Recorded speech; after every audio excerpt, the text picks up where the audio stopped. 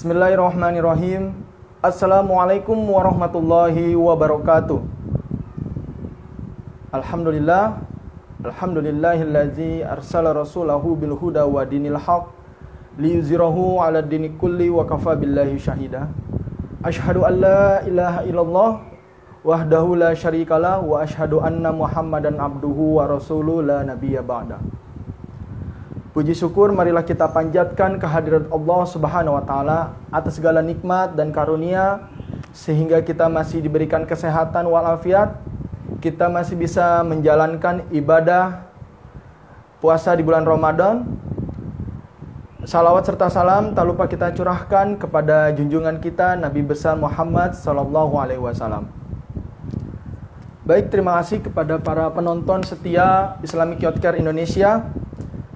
Kali ini program Ngabuburit Islamic Youth Care Indonesia telah menjalani program hari kelima yang insya Allah akan diisi oleh Bapak Ustadz Indra Syamsi dengan tema romansa Rasulullah dengan istri dan anaknya. Saya Rafdi sebagai moderator, insya Allah akan membimbing teman-teman untuk ngabuburit sore hari ini. Langsung saja kita bergabung bersama Bapak Indra Syamsi yang sudah bergabung di tengah-tengah kita.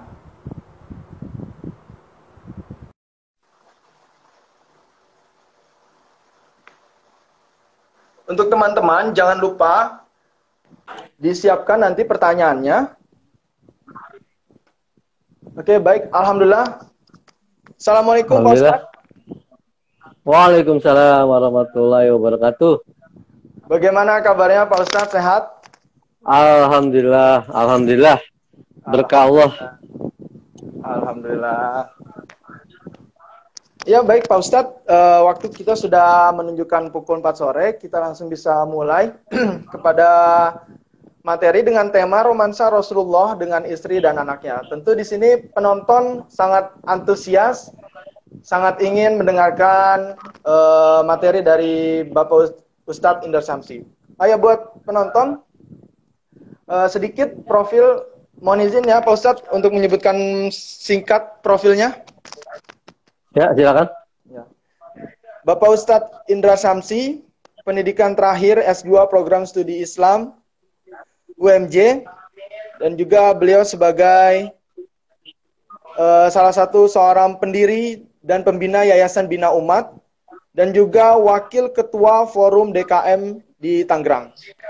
Tentunya Bapak Ustadz sudah banyak berkecimpung di dunia pendidikan Islam, sangat berpengalaman, dan tentu kita berharap sore hari ini kita mendengarkan materi-materi yang insya Allah menambah keimanan kita. Baik, Pak Ustadz, disilahkan waktu dan tempatnya. Baik, alhamdulillah. Assalamualaikum warahmatullahi wabarakatuh. Waalaikumsalam Alhamdulillah. warahmatullahi wabarakatuh. Alhamdulillahirabbil alamin. Walladzi arsala rasulahu bil huda wa dinil haq liyudhhirahu 'alad dini kulli wa kafa billahi syahida. Asyhadu an la ilaha illallah wa asyhadu anna Muhammadan abduhu wa rasuluh. Allahumma sholli ala Muhammad wa ala alihi washabihi ajmain. Shaimin dan shaimat yang berbahagia, pada hari ini kita memasuki hari ke-11 melaksanakan ibadah saum. Semoga kita berharap, doa pada Allah agar kita tetap terus diberikan kekuatan lahir dan batin melaksanakan ibadah saum di tahun ini yang dengan segala keterbatasan. Karena kita tahu wabah COVID-19 yang melanda kita. Saya yakin kita tetap memiliki tekad, memiliki niat yang terpancang kuat untuk dapat menuntaskan, melaksanakan ibadah saum ini dan menjadikannya sebagai ibadah saum terindah, ibadah saum terbaik selama hidup kita.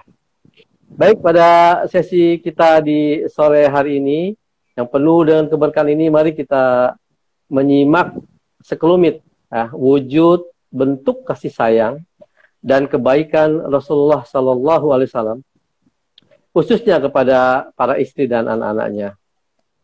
Semoga kita sudah mengenal betul ya siapa Rasul Allah Muhammad Sallallahu Alaihi Wasallam yang santun dan penuh cinta ini.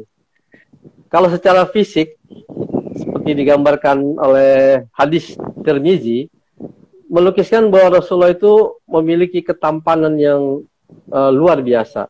Tubuhnya berukuran sedang, rambutnya tidak kejut dan tidak pula keriting, beliau tidak gemuk ya. Wajahnya bulat berkulit putih, matanya lebar dan hitam, dan bulu matanya panjang. Wajahnya itu bersinar laksana bulan di malam purnama. Dia lebih tinggi dari rata-rata orang, tapi lebih pendek dari seorang jangkung. Rambutnya tebal dan ikal. Jalinan rambutnya itu terbelah dan rambutnya menyentuh cuping telinganya. Roman mukanya cemerlang, bersinar. Dia memiliki dahi lebar dan alis yang bagus. Dia memelihara jenggot yang tebal ya, tentu ya, pipinya berkulit lembut, mulutnya kuku dan giginya tertata rapi. Gambaran fisik Rasul ini saya sampaikan ya sebagaimana tadi dikutip dari At-Tirmizi. Tentu saja ketampanan lahirnya Rasul ini adalah cermin dari keindahan dan kemuliaan batinnya. Sebab Allah telah menciptakannya sempurna dalam akhlak dan moral. Khalqan wa khulqin. Ketika Aisyah istri Nabi, Aisyah radhiyallahu anha, istri Nabi ditanya tentang akhlak Rasul. Dia berkata bahwa akhlak Rasul itu adalah Al-Quran. Dia menyukai apa yang disukai Al-Quran dan menjadi marah bila Al-Quran marah. Semua catatan tentang Rasulullah ya, memang banyak memiliki pujian kepada pribadi Muhammad SAW ini. Dia begitu peduli kepada kaum yang lemah dan kebaikannya selalu ditonjolkan. Dia itu tidak pernah memukul pelayan, apalagi pelayan wanita atau salah seorang istrinya. Dalam hadis Tirmizi digambarkan bahwa Rasul itu akrab dengan kesedihan. Dia banyak berpikir, sedikit beristirahat, dan tidak berkata-kata untuk waktu yang lama. Tapi dia tidak pernah berbicara tanpa sebab. Dia memulai dan mengakhiri pembicaraannya dengan kata-kata Bismillah. Dengan nama Allah. Jadi perlu saya sampaikan, menggambarkan dulu mengenai pribadi Rasulullah ini, supaya kita mungkin lebih mengenal betul siapa Rasulullah yang santun dan penuh cinta ini. Di dalam pembicaraannya dia ringkas. Tidak terlalu panjang dan tidak terlalu pendek. Tidak terlalu kasar dan juga tidak ringan. Dia itu menghormati setiap tanda karunia Allah, meskipun kecil. Dan tidak pernah menyalahkan apapun. Kemiskinan Muhammad SAW dan keadaan keluarganya yang tidak berkecukupan. Ini menjadi tema penting yang mungkin sering kita simak ya. Beberapa catatan melukiskan bagaimana dia dan keluarganya ya, terutama kebersamaannya dengan Fatimah itu, pernah merasakan kelaparan yang bermalam-malam. Tapi memang kenyataannya Rasulullah ini pernah mengikatkan sebuah batu pada perutnya untuk menekan rasa lapar. Inilah gambaran dari penderitaannya.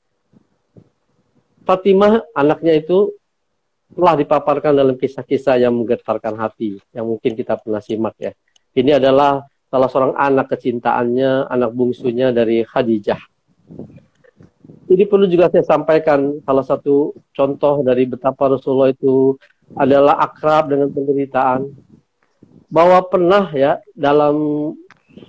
setelah dia pulang dari perjalanan sucinya, Isra Mi'raj, bermuwajahah dengan Allah di Sidratul Muntaha, pada pagi berikutnya dia harus berhutang biji gandum dari seorang pedagang Yahudi yang tidak simpan.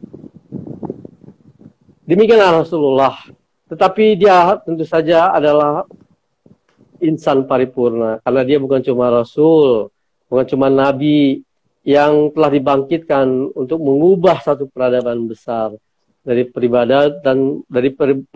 peradaban yang gelap ya, gulita, mina zulumat ila nur.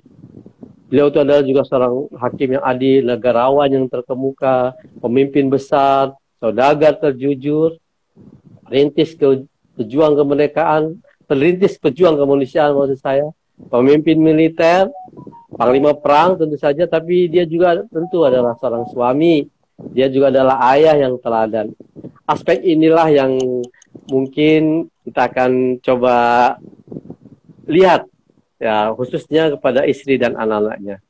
Tapi satu hal yang ingin saya sampaikan juga, bahwa dia adalah sungguh memiliki akhlak yang mulia, yang digambarkan di dalam Al-Quran dalam surah Al-Qalam ayat 4 itu adalah memiliki budi pekerti yang agung. Wa innaka la'ala khuluqin azim. Dan sesungguhnya kamu benar-benar berbudi pekerti yang luhur, berbudi pekerti yang agung. Gambaran mengenai bagaimana kepeduliannya kepada sesama manusia dan kecakapan empatiknya khususnya kepada sesama mukmin digambarkan oleh Allah dalam Quran surat At-Taubah ayat 28. Laqad ja'akum rasulun min anfusikum azizun 'alaihi ma anittum harisun 'alaikum bil mu'minina raufur rahim. Sungguh telah datang kepadamu seorang rasul dari kaummu sendiri, berat terasa olehnya penderitaanmu, sangat menginginkan keimanan dan keselamatan bagimu, amat belas kasih lagi penyayang terhadap orang mukmin. Demikianlah kecakapan empatik, kepedulian Rasulullah khususnya kepada kaum mukminin dan mukminat, apalagi kepada keluarganya, istri dan anak-anaknya. Yang dalam kesempatan ini kita akan coba melihat bagaimana aspek-aspek romantisme yang diistilahkan oleh panitia Rasulullah kepada mereka, kepada istri-istrinya, Soimin dan Soimat yang berbahagia. Rasulullah itu tercatat, ya, menurut riwayat yang banyak disepakati, ada 12 istrinya. Antara lain adalah Khadijah binti Khuwailid, Saudah binti Jam'ah, Aisyah binti Abu Bakar, Zainab binti Jahsim, Hafsah binti Umar, Ummu Salamah binti Abu Umayyah, Ummu Habibah binti Abu Sofyan, Zainab binti Hujaimah, kemudian juga ada Maryah binti Hidbiyah, ada Juwairiyah binti Harits, kemudian Saifiyah binti Huyai, ini adalah seorang Yahudi, kemudian ada Mainah binti Harits. Itulah beberapa nama dari istri-istri Rasulullah. Tetapi tentu orang bertanya, apakah poligami itu merupakan karakteristik dari para nabi maupun kemudian para sahabat yang kemudian? Ini kita sudah mengetahui di dalam agama kita, Al-Islam itu dibatasi sampai 4. Dan kalau ini terjadi, tentu ini adalah merupakan kekhususan atau setidaknya sebelum diturunkannya pembatasan itu. Tetapi inti yang kita ingin sampaikan adalah sesungguhnya semangat Al-Islam itu sesungguhnya adalah monogami. Ini bisa kita simak dari perjalanan Rasulullah bersama istri-istrinya itu. Tercatat Rasulullah memiliki istri tunggal, yaitu hanya seseorang, yaitu Khadijah binti Khuwailid, selama 25 tahun. Jadi Rasulullah menikahi istri-istrinya yang lain itu setelah Siti Khadijah itu wafat. Jadi selama Khadijah, Rasulullah melaksanakan keluarga dengan beliau selama 25 tahun. Dan dari Siti Khadijah inilah Rasulullah mendapati anak 6 orang, yang kemudian mendapat anak lagi dari Maryam binti Khutaibah. Nah, bagaimana sisi romantis Rasulullah dengan istri-istrinya itu? Barangkali ada beberapa yang mungkin bisa saya sampaikan. Yang pertama adalah bahwa beliau itu biasa memanggil istri-istrinya, ya, dengan panggilan kesayangan, yaitu panggilan yang indah. Misalnya saja dengan Aisyah, yaitu istri Rasulullah yang ketiga, itu Rasulullah memanggilnya dengan ya Aisyah atau ya Waisi. Ini panggilan kalau ya Aisy itu adalah pemenggalan huruf akhir dari Aisyah itu. Kalau ya Uwaisi adalah pemenggalan huruf terakhir dan sekaligus panggilan kecil. Nah, dalam kultur Arab, pemenggalan huruf akhir dan panggilan kecil itu menunjukkan panggilan manja atau tanda sayang. Inilah mungkin ya sederhana manggil dengan panggilan-panggilan yang khusus yang merupakan cerminan dari aspek romantisme.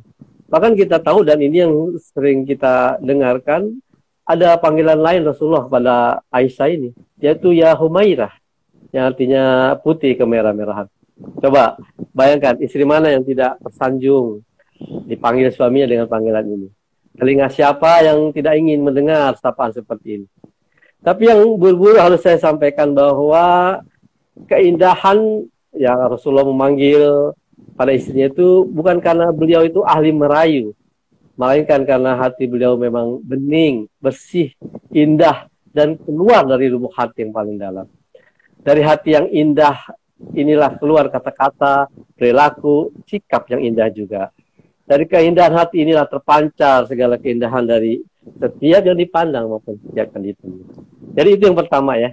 Kemudian yang kedua, Rasulullah walaupun seorang pemimpin yang super sibuk ya, dia mengurusi umat, dia mengurusi dakwah, namun dia tidak lupa untuk menjalin kemesraan dengan istri-istrinya. Beliau itu sering mencium istrinya, bagian istrinya ketika dia hendak keluar sholat. Ini pengakuan Aisyah ya, bahwa Nabi mencium sebagian istrinya, kemudian keluar menunaikan sholat tanpa berwudu dulu. Jadi kita tahu di Madinah itu beberapa istri Rasulullah itu tinggal berdampingan dekat Masjid Nabawi. Jadi ketika Rasulullah keluar hendak sholat, beliau mendatangi ya rumah istri-istrinya itu dan menciumnya, dan kemudian melaksanakan sholat tanpa berwudu dulu. Itu yang kedua ya, ekspresi cinta yang sederhana dan bersaja. Namun saya yakin itu sangat romantis ya. Kemudian yang ketiga, beliau itu tidak segan-segan untuk mandi bersama dengan istri beliau. Ini juga ada pengakuan dari Aisyah. Dalam sebuah riwayat, Aisyah pernah menyatakan bahwa dia mandi bersama Rasulullah dalam satu kamar mandi dan dalam satu bejana yang sama. Ya, mereka saling bergantian mengambil air. Jadi Rasulullah mengajar kepada kita bahwa mandi bersama istri itu bukan sesuatu yang tercela, ya. Dan ini sekali lagi romantisme yang sangat luar biasa yang ditunjukkan oleh Rasulullah dengan mandi bersama ini. Kemudian yang berikutnya, Rasulullah itu juga biasa memanjakan istri. Dia bergurau, kemudian tidur di pangkuan istrinya. Ini juga diakui oleh Aisyah ya. Siti Aisyah radhiyallahu anha. Jadi kenapa banyak Aisyah? Karena Aisyah memang banyak dikenal sebagai periwayat hadis-hadis ya. Kemudian bentuk romantisme yang lain ya, Rasulullah juga dikenal senang memanjakan istri dalam bentuk mendahulukan, menolongnya, atau dalam istilah sekarang ini ladies first ya, mendahulukan wanita. Ini pernah ya menurut riwayat yang disampaikan oleh Anas bahwa kami pernah pergi menuju Madinah, begitu kata Anas ya. Aku lihat Nabi menyediakan tempat duduk empuk dari kain di belakang beliau untuk Safiyah. Jadi Safiyah ini adalah salah satu istri Rasul. Kemudian beliau duduk di samping untanya sambil menegakkan lutut beliau dan Safiyah meletakkan kakinya di atas lutut itu. Sehingga beliau bisa naik onta tersebut. Bayangkan, jadi Rasulullah itu tidak cuma menyediakan tempat duduk yang lembut, yang empuk, tapi juga beliau menaikkan Safiyah ke atas onta itu di atas lutut beliau. Ini juga merupakan wujud dari romantisme Rasul yang mulia itu. Kemudian yang lain yang mungkin bisa kita catat, ini pernah dijadikan lagu, saya pernah mendengar sekali ya, yaitu sepiring dan segelas berdua. Ini memang ada hadis yang menyatakan itu ya, riwayat Aisyah juga, bahwa kata Aisyah radhiyallahu anha, aku biasa minum dari gelas yang sama ketika haid. Lalu Nabi Shallallahu Alaihi Wasallam mengambil gelas tersebut dan meletakkan mulutnya di tempat aku meletakkan mulut, lalu beliau minum.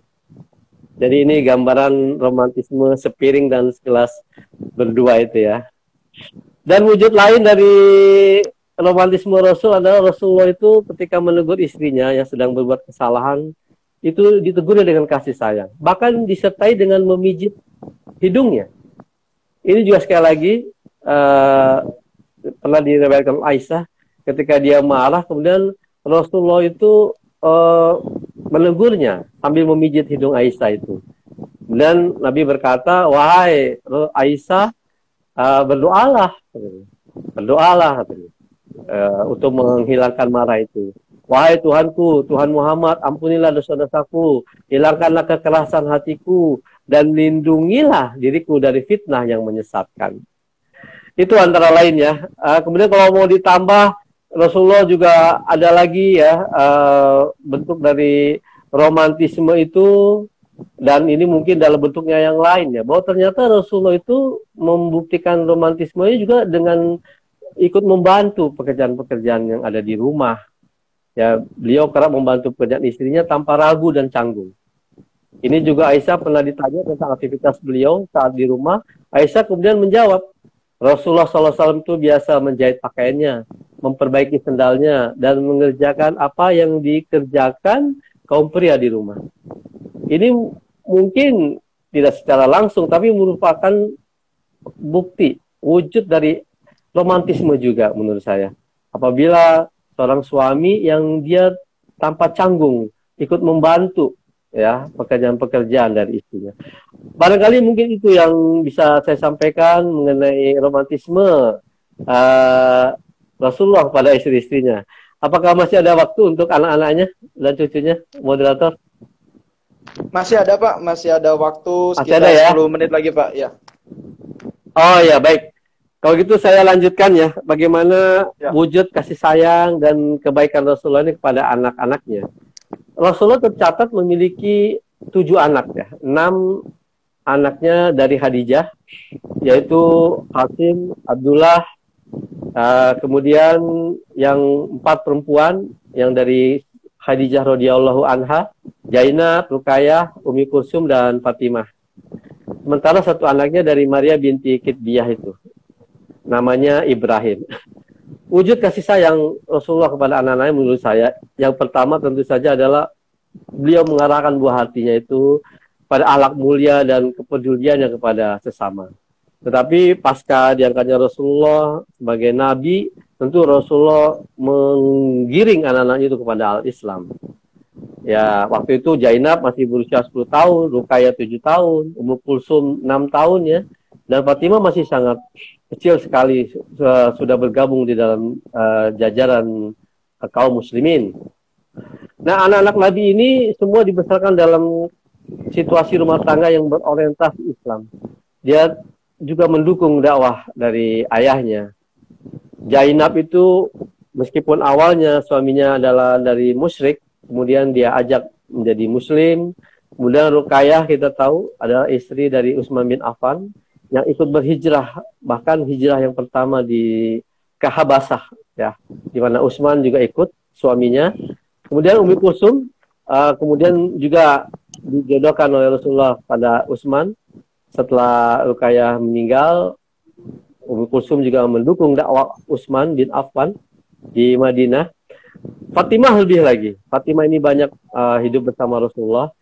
Sebelum hijrah kita tahu ada orang-orang kafir yang pernah menyakiti Nabi dan melempar kotoran dan jeruan onta. Pada waktu itu Fatimah dengan sigap menyingkirkannya. Jadi intinya semua anak-anak Rasulullah itu berorientasi pada al-Islam dan mendukung perjuangan ayahnya di dalam dakwah. Sebagai ayah kebanggaan, beliau ini memberikan kasih sayang yang cukup ya pada anak-anaknya. Anas bin Malik pernah bertutur, aku tak pernah melihat seorang yang paling sayang dengan keluarganya melebihi Rasulullah. Beliau itu sangat peduli terhadap anak-anak perempuannya itu. Beliau itu mencarikan jodohnya ya. Semua anak-anaknya dicarikan jodohnya. Walaupun ketika dalam mencarikan jodohnya itu Rasulullah tetap bukanlah seorang yang otoriter. Dia tetap harus bertanya dulu kepada anak-anaknya itu. Nah, kalau wujud kasih sayang yang mungkin bisa kita sampaikan adalah Rasulullah itu sering mencium anak-anaknya. Di dalam Islam mencium anak ini bukan satu hal yang sepele ya. Karena Rasulullah mencontohkan. Rasulullah mencium misalnya saja Ibrahim anaknya itu. Yang pada saat disusui, oleh seorang dari Bani Najjar bernama Khawlah, karena memang tradisi dari masyarakat Arab yang menyusui bayinya dengan orang lainnya. Ketika Ibrahim ini disusui, Rasulullah kerap datang karena letaknya itu yang berjauhan di sudut kota Madinah. Bahkan ketika Ibrahim itu penuh dengan debu, lumpur, Rasulullah itu mencium anaknya itu. Maka ketika Ibrahim ini wafat, yang dalam usia 17 bulan, Rasulullah sangat sedih luar biasa. Ya. Dia menangis Rasulullah ini. Tapi Rasulullah mengaku bahwa dia memang bersedih, mencucur air mata, tapi dia tidak mengatakan kecuali apapun yang diridhoi oleh Allah. Jadi bahwa air mata yang mengalir itu sungguh-sungguh merupakan cermin kecintaannya kepada anaknya itu ya. Itu pertama, mencium anak. Jadi ada mencium anak ini ada manifestasi dari iman dalam bentuk kasih sayang. Jadi siapa yang tidak pernah mencium anaknya hampir dapat dipastikan bahwa ia tidak pernah merasakan kehadiran, rasa mulia dalam hatinya. Kemudian yang kedua, ini adalah pendidikan. Ini wujud kasih sayang yang penting menurut saya. Rasulullah itu antaranya mengajar anaknya, wahai anak, apabila engkau makan, maka ucapkanlah bismillah.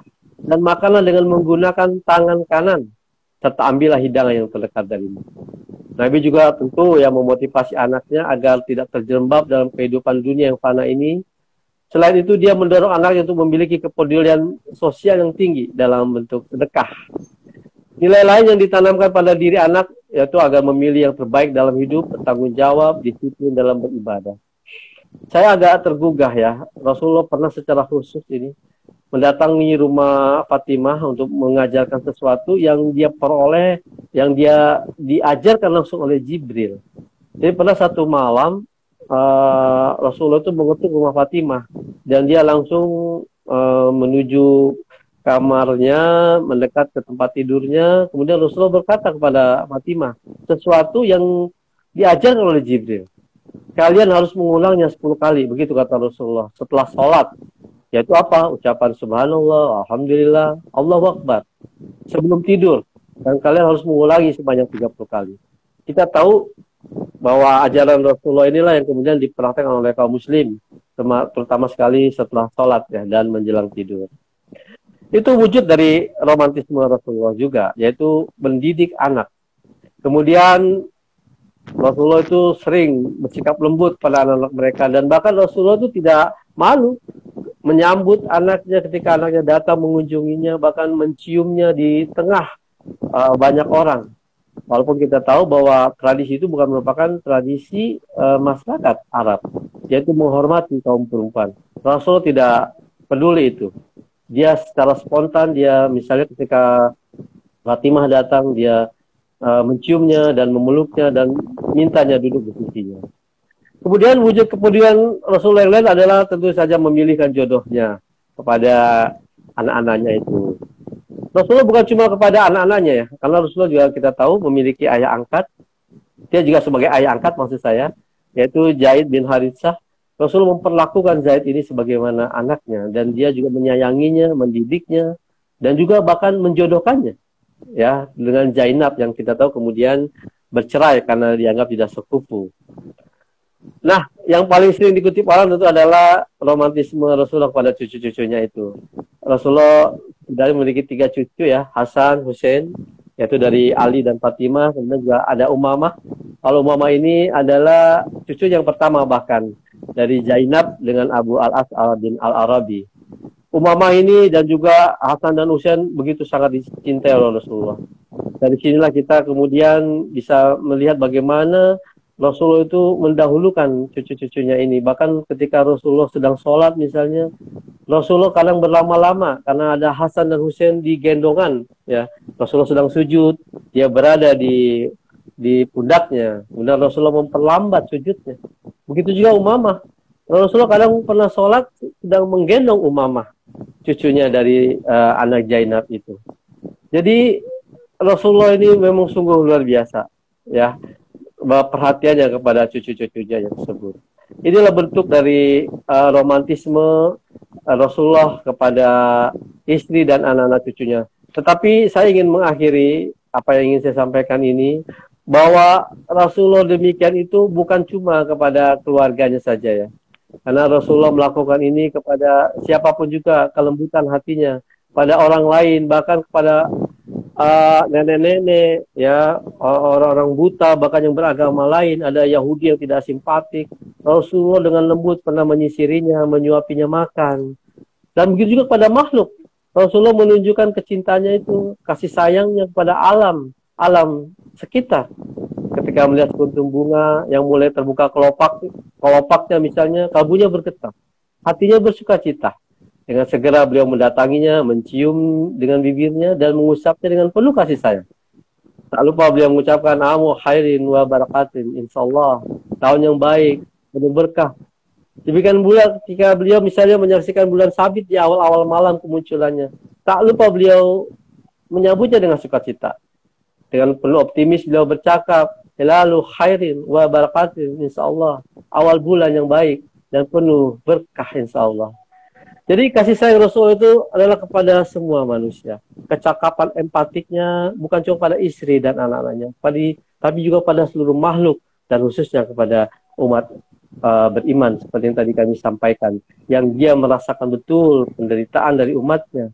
Bahkan kita tahu pada akhir hidupnya yang diucapkan, yang dipedulikan oleh Rasulullah adalah umatnya. Umati, umati, begitu dia berbisik menjelang akhir hayatnya. Umatku, umatku. Demikian barangkali apa yang bisa saya sampaikan secara padat ya mengenai aspek-aspek kasih sayang, kebaikan, wujud romantisme Rasulullah kepada istri dan anak-anaknya dan juga kepada makhluk lainnya. Saya kembalikan kepada moderator. Baik, terima kasih banyak kepada Bapak Ustadz Indra Syamsi atas materinya yang luar biasa. Mohon izin Ustadz untuk menyampaikan sedikit rangkuman sebelum nanti ada sesi tanya jawab dari audiens. Yang pertama baik, yaitu yang pertama, ya silakan. Rasulullah adalah perintis dakwah. Selain juga kepada perintis dakwah, beliau juga peduli kepada keluarganya. Kemudian ada dari sisi romantisme kepada istri, beliau memanggil istri dengan sebutan kesayangan, dengan panggilan manja. Kemudian juga tidak segan mandi bersama kepada istrinya, sepiring dan segelas berdua kepada istrinya. Juga jika salah disertai dengan teguran yang kasih sayang gitu. Membantu pekerjaan istri dan juga dari sisi kepada anak-anak beliau. Beliau mendidik anak-anaknya dengan orientasi kepada pendidikan Islam, juga mencium anak-anaknya, kemudian memberikan kepedulian sosial yang tinggi untuk bersedekah, kemudian bersikap lembut kepada anak-anaknya. Kemudian dari sisi cucu Rasulullah, bahkan Rasulullah memperlambat gerakan sholatnya ketika cucu-cucunya mengganggu saat Rasulullah sedang sholat. Kemudian bahkan Rasulullah di akhir hayatnya, Rasulullah bukan cuma kepada keluarga, tapi juga kepada semua orang dan makhluk lain, bahkan kepada lingkungan Rasulullah sangat peduli. Bahkan di akhir hayatnya Rasulullah menyebutkan umati, umati, umati. Umatku, umatku, umatku. Di sini menggambarkan bahwa Rasulullah sangat peduli kepada orang lain dan kepada umatnya tentunya. Baik, langsung saja kita sambung kepada pertanyaan. Mohon disiapkan kepada audiens pertanyaannya.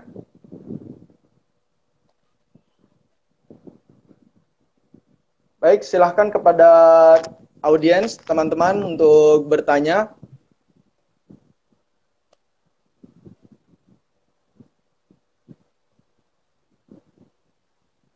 Langsung saja dituliskan di kolom komentar.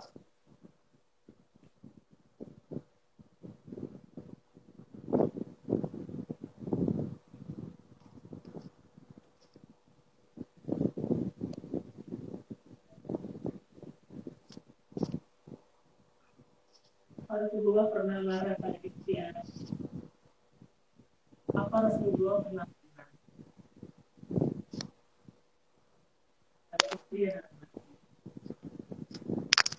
Baik, sudah tersambung. Pertanyaan pertama, Ustadz. Mungkin bisa langsung dijawab sambil menunggu pertanyaan berikutnya, Ustadz ya. Pertanyaan pertama dari Amalia Tamisya. Dari akun Instagram Amalia Tamisya. Pertanyaannya adalah, apakah Rasulullah pernah marah pada istri dan anak-anaknya? Bagaimana cara menanganinya? Baik, mungkin itu pertanyaan pertama. Ustadz bisa langsung dijawab. Ya, yang pertama mengenai marah kepada anak dan cucunya, itu tidak pernah ada riwayat yang menyatakan demikian. Ya, Rasulullah tidak pernah marah pada anak-anak dan cucunya. Tetapi kepada istri-istrinya, Rasulullah pernah tidak marah, tetapi menyampaikan satu keluhan. Ini digambarkan dalam surah Al-Tahrim ketika ada di antara istri-istrinya itu saling cemburu. Ya. Yang pertama, dan yang kedua ditegur juga kemudian oleh ayat Al-Quran bahwa apakah para istrinya itu lebih mementingkan kehidupan dunia. Gitu. Jadi Rasulullah pada prinsipnya tidak pernah marah pada anak dan cucunya, tapi kepada istrinya.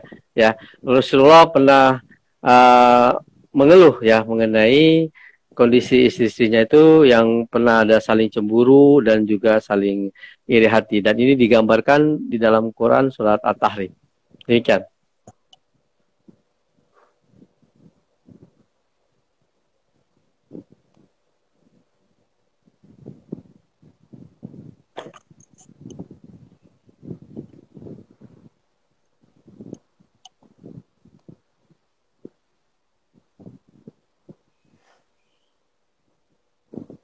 Halo Ustadz, masih bersambung dengan kami? Ya, masih. Oke. Untuk marah ini ya saya perlu tambahkan juga bahwa Rasulullah memang tidak pernah marah. Marahnya itu adalah karena marahnya Allah gitu ya.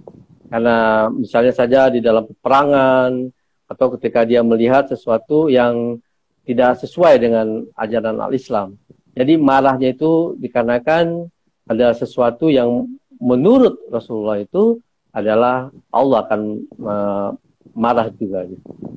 Jadi sebagaimana Aisyah tadi menyampaikan bahwa akhlak Rasul itu adalah Al-Quran. Dia mengikuti apa yang dikehendaki Al-Quran. Kalau Al-Quran marah, ya dia akan marah. Itu pada prinsipnya.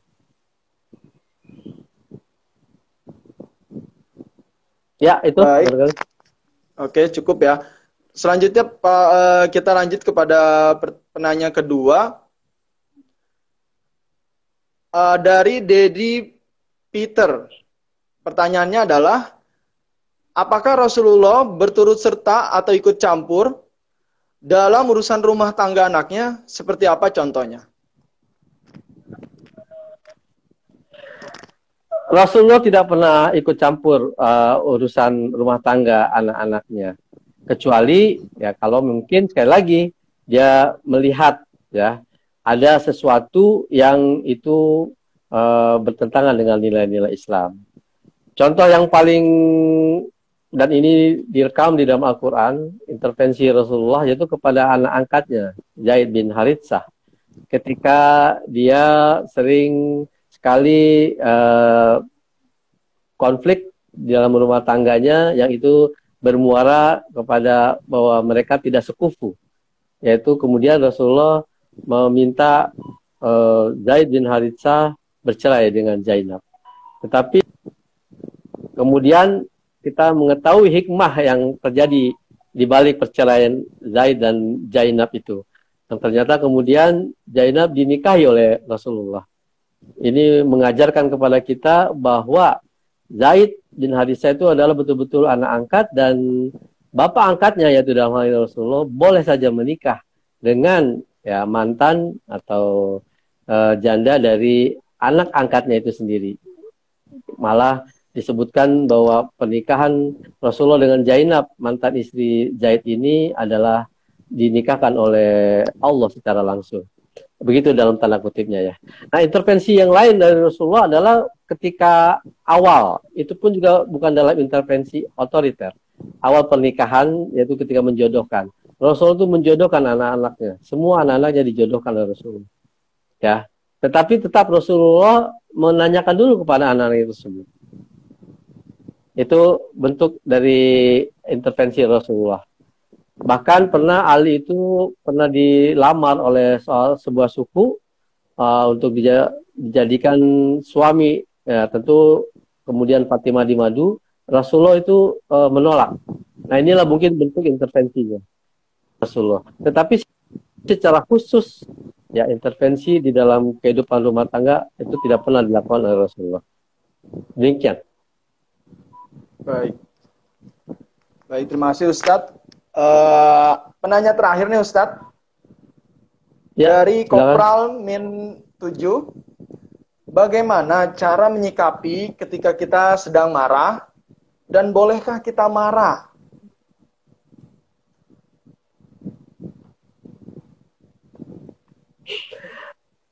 Dalam Quran surat Ali Imran ayat 134 disebutkan ciri-ciri orang yang bertakwa. Itu ada 3 dalam ayat itu ya. Yang pertama adalah mereka yang konsisten berinfak baik di waktu lapang maupun di waktu sempit. Ya. Yunfikuna fi sarra'i wad dharra'i. Kemudian yang kedua, karakteristik dari orang yang bertakwa itu ada wal kaziminal ghaiz, yang menahan amarahnya. Dan yang ketiga adalah afina 'anin nas, yaitu yang memaafkan sesama manusia. Nah, kalau kita merujuk ke ayat ini, maka sesungguhnya karakteristik dari orang bertakwa itu adalah ya bukan pemarah. Bukan pemarah. Jadi kalau kita disebut sebagai pemarah, ya berarti kita bukanlah ciri dari orang-orang yang bertakwa. Tetapi apakah kita boleh marah? Ya boleh.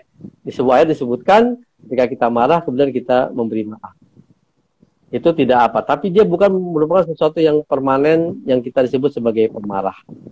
Justru dalam bulan Ramadan inilah salah satu yang kita harus redam, ya, yang harus kita tundukkan hawa nafsu amarah ini. Nah, sekarang kalau kita marah, bagaimana? Nah, Nabi mengajarkan, ya. Pertama disuruh untuk mengucap ta'awudz, ya. Kemudian disuruh berwudu. Kata Nabi, amarah itu adalah simbolisasi dari api ya. Ya, kemudian berwudu lah. Kemudian disuruh sholat sunnah. Ya. Kemudian juga disuruh duduk. Ya. Ketika berdiri marah, duduk. Ya. Ketika duduk marah, ya berbaring. Jadi begitu banyak strategi yang pernah disampaikan oleh Rasulullah untuk menahan amarah. Tetapi Rasul juga pernah menjanjikan siapa yang bisa menahan amarahnya, nanti Allah akan memberikan mahkota di akhirat, ya, mahkota di surga nanti. Demikian. Baik. Alhamdulillah semua penanya sudah dijawab. Ya insya Allah bermanfaat dan bisa menjawab pertanyaan-pertanyaan yang tadi. Ya sudah berakhir Pak Ustadz perjumpaan kita sore hari ini. Jazakallah. Dan saya mohon maaf materinya. Ya, dari saya mohon maaf jika ada kesalahan kata dan hanya kepada Allah saja kita mohon perlindungan. Wabillahi taufik wal hidayah. Wassalamualaikum warahmatullahi wabarakatuh. Waalaikumsalam warahmatullahi wabarakatuh.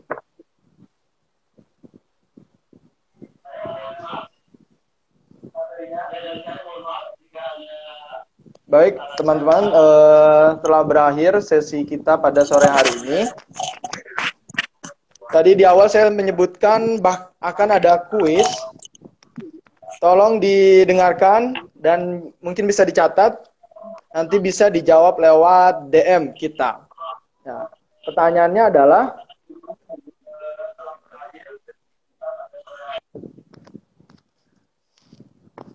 adalah sebutkan minimal 2 bentuk romantisme Rasulullah kepada istrinya. Ya, sebentar, nanti saya tulis di komentar.